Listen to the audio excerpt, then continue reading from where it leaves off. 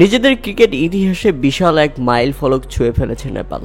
বিশ্ব ক্রিকেটের নতুন ইতিহাস লিখল তাই তো হিমালয়ের এই দেশটি। 3 ম্যাচে টি-20 সিরিজের প্রথমটিতে দুইবারের বিশ্ব চ্যাম্পিয়ন ওয়েস্ট ইন্ডিজকে 19 রানের ব্যবধানে হারিয়েছে এশিয়ার এই দলটি, যা প্রথমবারের মতো কোনো আইসিসির পূর্ণ সদস্য দলের বিপক্ষে জয়ের স্বাদ পেল নেপাল। ওয়েস্ট ইন্ডিজের বিপক্ষে গতকাল মুখোমুখি হয়েছিল নেপাল।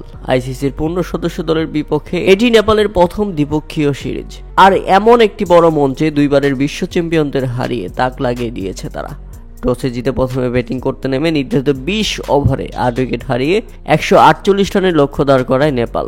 আর জবাবে ব্যাটিং করতে নেমে 129 রানের মধ্যেই থেমে গেছে ওয়েস্ট ইন্ডিজ। তাই তো নেপালের 19 রানের দুর্দান্ত জয়।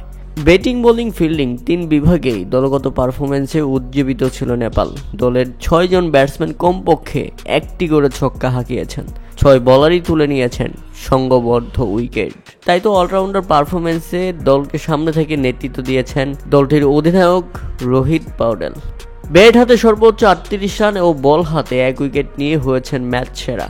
ম্যাচ শেষে তিনি বলেন, এই ম্যান অব দ্য ম্যাচ পুরস্কার উৎসর্গ করতে চাই নেপালের জ্যানজি আন্দোলনে যারা প্রাণ হারিয়েছে সেই সব শহীদদের জন্য।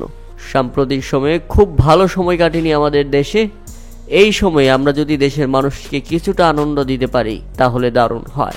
তাই এই জয়টাও তাদের জন্য আমরা উৎসর্গ করছি যারা আন্দোলনে নিহত হয়েছেন।